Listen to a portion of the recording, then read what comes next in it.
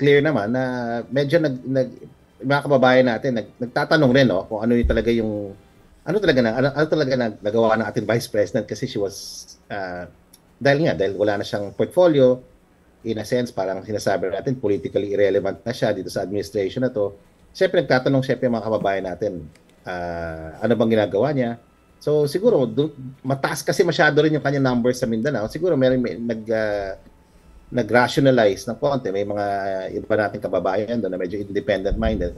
Nag-iisip rin ano ba na-achieve ng ating Vice President over the last 2 quarters. So, ang ibig sabihin lang ng mga numbers, may steady decline ho sa numbers niya. And, ayun, ganun rin ang challenge para sa kanya to become politically relevant. Lalo na ngayon at marami tayong kababayan na nasalanta dahil sa bagyo, no? Our hearts go out to all our kababayans in the Visayas, lalo yung natamaan very badly ng floods. And so, for our political leaders, siguro ang focus ngayon should be on work, no? Bringing the country together and working for the interest of the people kaysa sa politika. Kasi I think, makikita mo, galit na rin yung mga tao sa away-away politika ng ating mga political elites, ika nga. So, ang panawagan sigurado ng ating kababayan, no, when you look at all the survey results, is they want performance. They want something to happen. Whether it's in graft and corruption. And later, maglalabas kami ng report next week kung ano mga areas kung saan malakas ang administrasyon, yung maganda, mataas ang satisfaction ng ating kababayan. So mataas ang satisfaction sa education, mataas ang satisfaction sa health, no? Pero of course, meron mga areas na talagang kailangan needs improvement, lalo yung pag-manage ng inflation, pag-ensure na yung pagkain natin abot kaya, hindi masyado mataas. Yan yung mga areas at saka poverty alleviation, medyo mababa yung ating administrasyon sa mga areas na yan. So ilalabas namin yung report na yan. So lahat yan nagbibigay ng konteksto sa resulta na to na hindi lang siya about popularity, it's really about performance po. And in the case of the Vice President, siguro nagtatanong na rin yung mga kababayan natin, yung iba nating kababayan, ano ba ginagawa ng Vice President natin ngayon? So yun yung and she has to, be able to respond to that.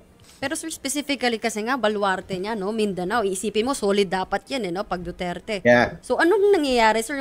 Tuloy-tuloy ba? And you also mentioned na tuloy-tuloy yung pagbaba or pagbawas nga nung trust ratings niya. Pero nagkakapagtaka na yung mismong baluarte nga po niya ipababa ng pababa yung... Oh, yeah.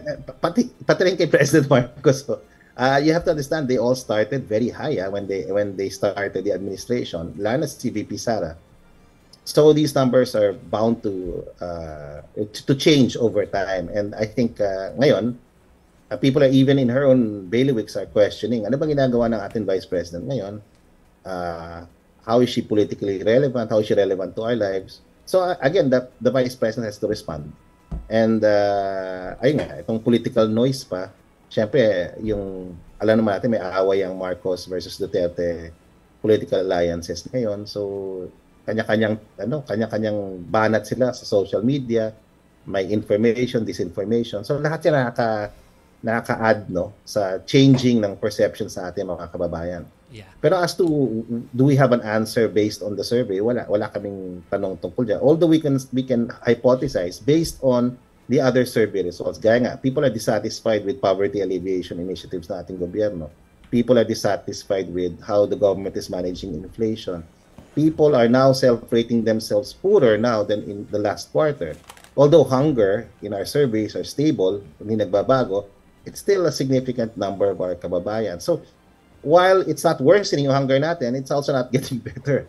So, yun ho yung hope ng ating mga kababayan na sa urgent, personal, at saka national concern sila. Tatlo ang dapat matugunan ng gobyerno para pag natugunan to, o nabigyan ng konting lunas to, mag-improve yung numbers ng presidente. One is really inflation. Number 2 ho, yung wages. Ngayon, tumaas talaga yung wages. Number 3, and you won't believe it, is graft and corruption. Dati hindi siya kasama sa top 10, sa top 5 pala, na concerns for the last almost 2 years. Ngayon, number 2 na siya, tied with wages. Tapos third is access to affordable food.